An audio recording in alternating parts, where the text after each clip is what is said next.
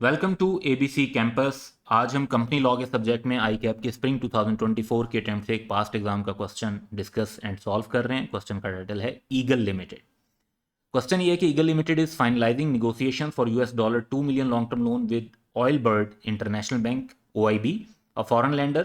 OIB requires security in the form of charge on EL's immovable properties in Pakistan by 12 March 2024.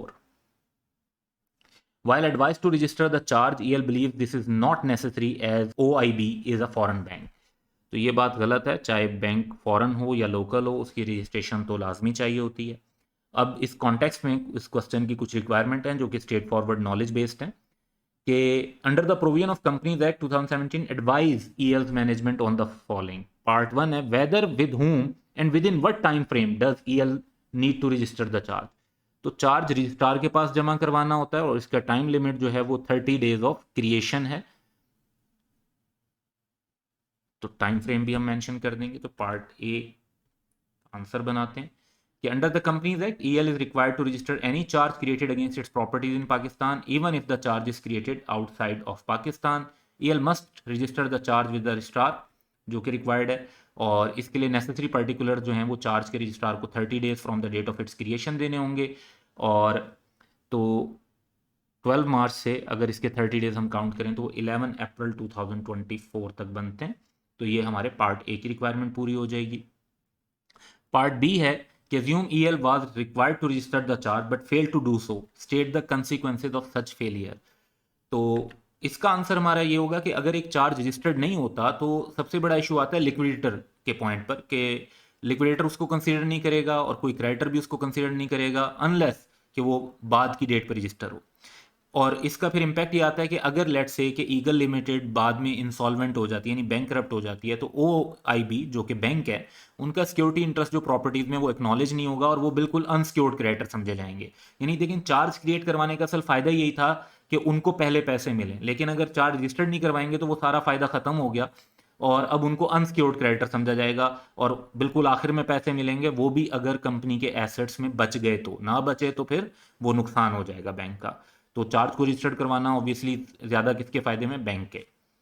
Further more जो है कि act ये भी कहता है कि अगर कोई भी ऐसी प्रॉपर्टी लेता है जो after the creation of unregistered charge तो वो कंसीडर होगा कि उसको नोटिस ऑफ द चार्ज है from only the date of its registration. As a result कोई भी बोनाफाइड परचेजर जिसको अनरजिस्टर्ड चार्ज के बारे में प्रॉपर्टी खरीदते वक्त नहीं पता था तो वो कल को जो OIB का सिक्योरिटी इंटरेस्ट है उसको ओवरराइड कर सकता है। ओवरराइड करने से मुराद ये है कि OIB अब कहता है कि जी हम ये प्रॉपर्टी बेच के और अपने पैसे पूरा करना चाहते हैं, लेकिन अगर वो पर्सन कोर्ट में ये प्रूव कर देगा कि जब उसने प्रॉपर्टी बाय की थी तो ये चार्ज रजिस्टर्ड नहीं हुआ था और उसको इसकी नॉलेज नहीं थी और उसने गुड फेथ में प्रॉपर्टी बाय की थी, तो OIB को वो प्रॉपर्टी के प्रोसीड्स में से अपने लोन के पैसे वापस नहीं मिलेंगे।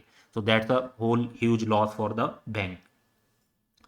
तो ये कंसिक्वेंसेज हैं अगर रजिस्ट्रेशन ना करवाई। थर्ड पार्ट पर चलते हैं। Assume EL registered the charge however 3 months after registration payment period of loan is extended by OEL at EL's request. What will EL need to do? This is called modification of charge. तो part सी के अंदर हम बताएंगे कि अगर एक charge में payment period या कोई भी और टर्म्स एंड कंडीशन चेंज होती हैं तो आप मॉडिफिकेशन ऑफ रजिस्टर्ड चार्ज के लिए अप्लाई करते हैं।